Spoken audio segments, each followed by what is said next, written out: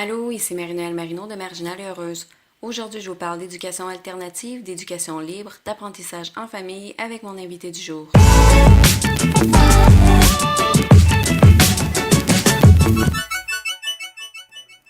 Aujourd'hui, je reçois Julie Nadeau.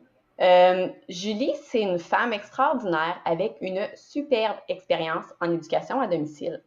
En fait, Julie, c'est une personne qui m'a beaucoup influencée dans ma façon de faire les choses alors que mes garçons étaient encore tout petits, qui n'étaient pas encore en âge scolaire.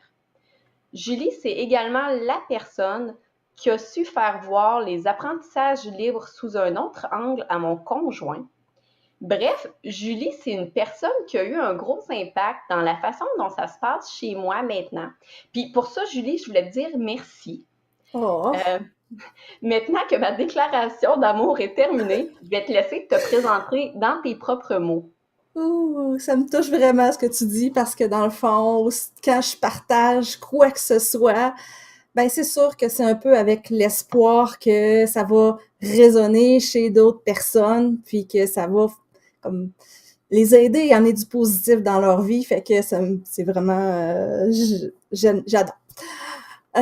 Mais aussi merci de me recevoir puis de me laisser l'opportunité de raconter un peu ma vision des choses, puis notre parcours par rapport à l'école à la maison. Ben, ça fait plaisir. Donc, j'ai deux garçons. Maintenant, ils ont 17 et 20 ans. Mais même avant de faire l'école à la maison puis le unschooling, j'avais déjà en dedans de moi comme un appel, comme une mission pour faire en sorte que mes enfants vivent le moins de souffrance possible dans notre relation. Toute ma vie, toute mon enfance, adolescence et adulte même, j'ai toujours comme senti en dedans de moi une genre de croyance qui était comme quelque chose comme il y a quelque chose de pas correct avec moi. Je suis pas assez bonne, je suis pas assez fine, je suis pas assez ci, je suis pas assez ça. Donc, je voulais comme éviter cette souffrance-là à mes enfants ou en tout cas la diminuer. Parce que ma vision, c'était, et c'est encore, que les enfants, ils sont parfaits à leur naissance. Puis moi, j'avais juste à ne pas, à essayer du moins, de pas briser leurs esprits. Ce qu'on appelle soul crushing en anglais. Là. Mhm. Puis comment ben j'ai fait ça? J'ai essayé d'offrir comme du réconfort, une relation réconfortante, bienveillante, qui est le mot qui explique pas mal maintenant là un peu ce que je faisais même avant de savoir que cette tendance-là, ce mot-là allait exister un jour. Euh, je faisais ça parce que je voulais qu'ils grandissent émotionnellement. Parce que je voulais qu'ils vivent une paix intérieure plutôt que de l'anxiété, comme moi j'ai vécu beaucoup. Je voulais pas juste que mes enfants survivent au quotidien, mais qu'ils se réalisent, qu'ils réalisent leur plein potentiel. Fait que ça, c'est un peu ce qui m'a comme drivé, même avant de faire l'école maison. Mais ça a toujours continué, ça continue encore maintenant. Benjamin, le plus vieux, a été à la maternelle, puis c'est après la maternelle qu'on a commencé officiellement l'école à la maison. Puis éventuellement, ça s'est transféré, ça a évolué, puis rapidement, c'est devenu du homeschooling parce que ça faisait plus de sens pour moi, mais pour les enfants aussi. À cause de l'attitude de Benjamin avec les cahiers, tout ça, c'était clair que fallait passer à autre chose. Il y avait autre chose, justement, qui ferait plus de sens pour lui. Puis as-tu vu, là, en août, Léo commence lui aussi sur le cégep, donc ils sont comme retournés là, à l'école pour accéder au cégep. Puis moi, ben, je continue d'écrire ma vision du monde. J'aime beaucoup faire des recherches, des expériences, entre autres pour aider ma thyroïde. Puis, comme je le disais tantôt, je suis toujours là comme avec mes enfants quand ils ont besoin de temps. Puis là, je suis encore plus dans l'énergie de passer du temps avec eux puis d'en profiter au maximum là, à cette heure qui sont comme plus des adultes. Là. C'est que ça résume quand même pas mal, je pense, ma présentation puis comment ça a commencé pour nous. Là. Wow, c'est tellement un beau parcours. J'en connais ça des bouts, mais j'en apprends aussi pendant que je t'écoute dire tout ça. Quand tu penses à tes débuts, à vos débuts là-dedans? Est-ce qu'il y a des choses que tu aurais aimé savoir avant de commencer, que tu as su par la suite, puis peu importe, ça aurait pu faciliter des choses pour vous ou des trucs comme ça? Qu'est-ce que tu aurais aimé savoir avant de commencer? Euh, Ce que j'aurais aimé le plus, là, c'est de savoir que la petite voix, là, en dedans de moi, là, qui me disait que l'école maison puis le unschooling, ça serait une des plus belles expériences de ma vie, là, puis de celle de mes enfants, j'ose croire, elle avait raison. C'est juste ça. OK. Mhm. Parce que dans le fond, même si c'était pas comme la joie tous les jours, là, ben on a vécu la vraie vie, on a vécu des moments joyeux, des moments moins joyeux, des frustrations, des révélations, tu sais, des moments où tu as besoin de solitude à travers le chaos de vivre avec des enfants là, au quotidien, là, tu sais. Donc, mais j'aurais vraiment aimé ça, comme le savoir que en dedans de moi, là, ce que ça disait dans mon cœur, là, c'était vrai, puis c'est juste ça qu'il fallait que je suive. Puis aussi suivre la voix intérieure de mes enfants. Là. Ce qu'ils me disaient, là, je le prenais en compte. Là, tu sais, c'était aussi important que ce que moi, ça disait en dedans de moi. Là. OK, wow. Ça fait-tu du Euh, sens? oui, oui, oui, tout à fait. Je, je me doute peut-être un peu de la réponse, mais je vais te le demander quand même. À quoi ça ressemblait une journée ou une semaine typique chez toi lorsque tes garçons étaient un peu plus jeunes? Là, je vais te parler, je vais choisir comme une journée où est-ce qu'il était ado, OK? OK, Qu'il n'y avait, mettons, pas vraiment d'activité là, à l'extérieur de la maison organisée. Tu sais, genre une journée tranquille d'automne, OK? OK, parfait. Tout le monde, on se réveille quand on a assez dormi. OK, Puis souvent, j'ai un Benjamin qui se lève à 10h30 parce qu'il se couche plus tard.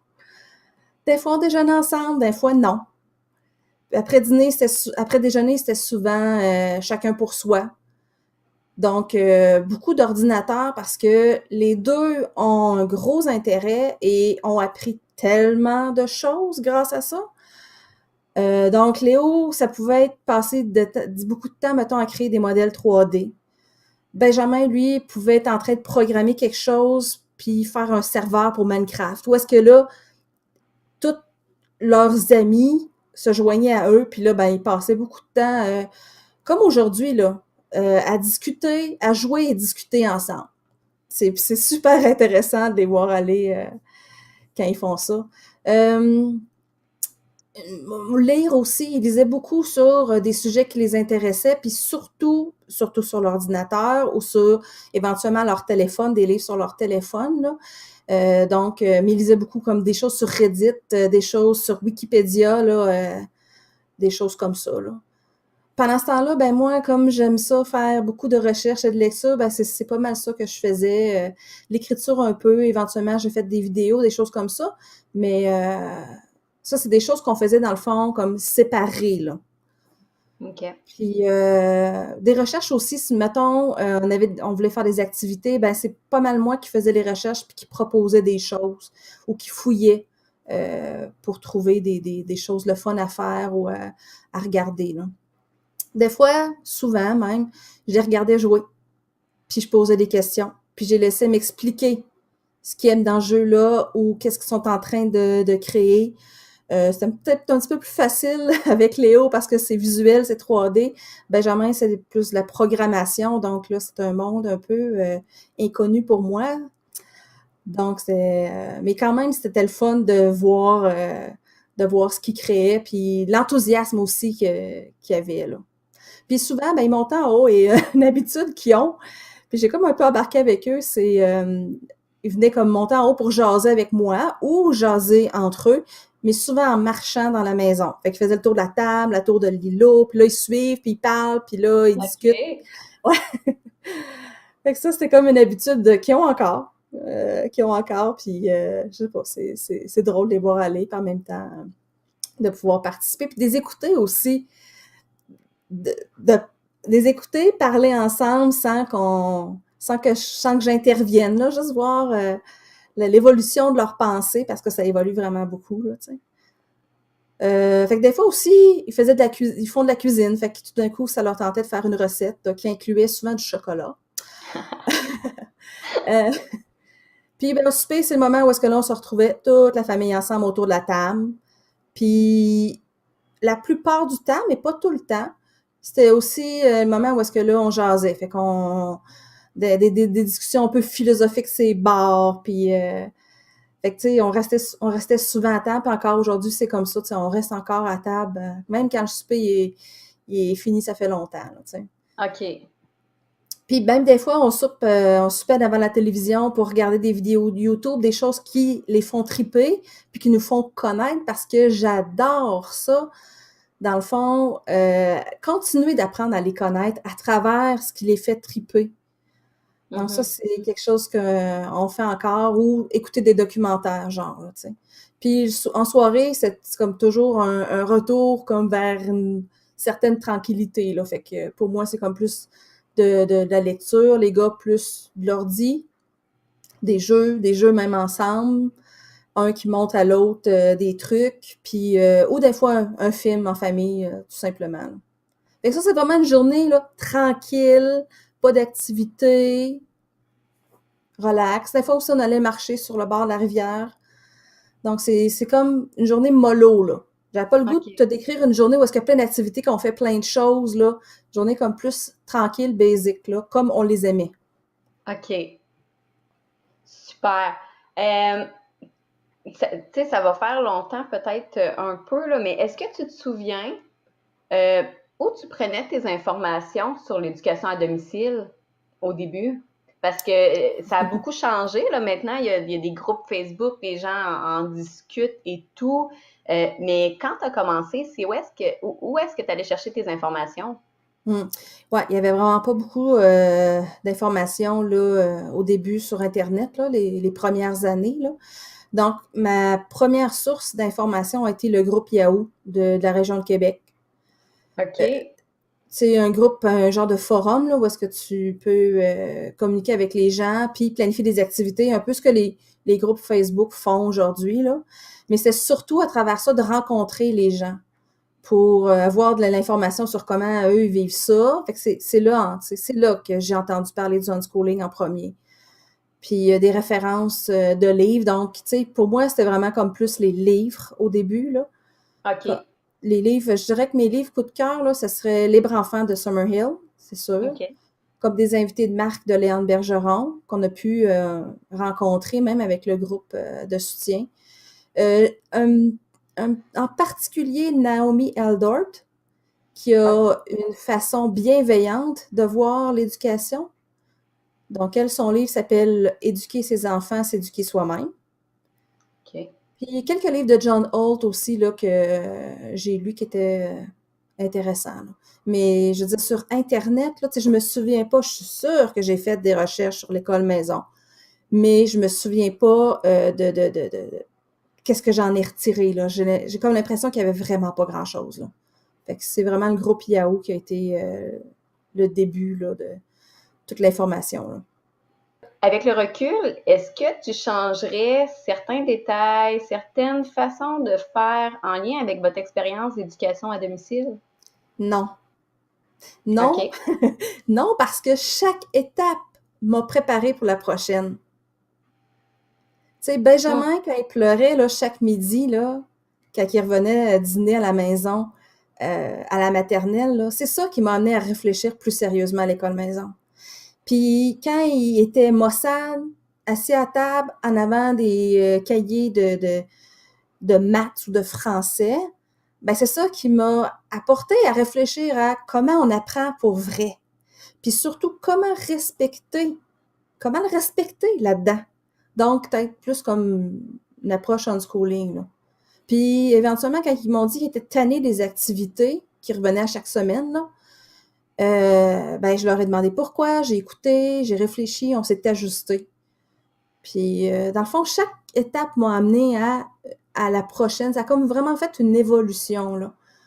Euh, c'est sûr que je l'ai fait pendant qu'on faisait l'école à la maison, versus ben, certaines personnes maintenant avec toute l'information qu'il y a, ben, tu peux faire quasiment toutes ces étapes-là, ou en faire une bonne partie du moins avant de commencer, là.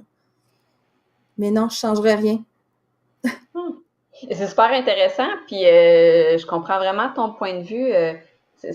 J'imagine que votre expérience aurait été vraiment différente si il y avait des choses, si mettons, la maternelle s'était bien passée ou si dès le début, vous aviez opté pour l'école à la maison, j'imagine que ça aurait eu des gros impacts sur Oui, votre façon de faire. oui, parce que dans le fond, la maternelle, là, pour moi, à travers ce que Benjamin vivait, ça a été vraiment la confirmation de, ben OK, peut-être que ça va être mieux à la maison, pour lui, pour nous.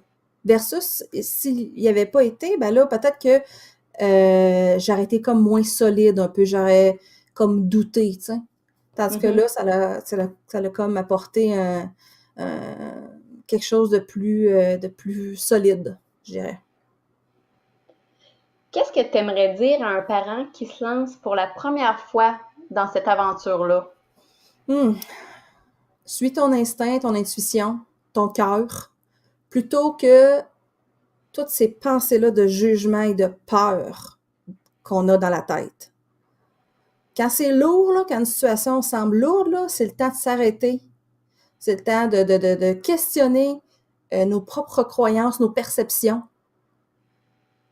Puis plutôt que de juste foncer, là, parce que moi, ça, c'est quelque chose avec le temps qui m'a vraiment beaucoup aidé, de me poser la question, OK, là, je m'en vais là-dedans, c'est lourd, c'est léger, oh, tu sais, si c'est lourd, c'est comme, OK, stop. Tu sais, je m'arrête, puis là, j'essaie de voir comment rendre ça plus léger pour moi, puis pour les enfants aussi, là.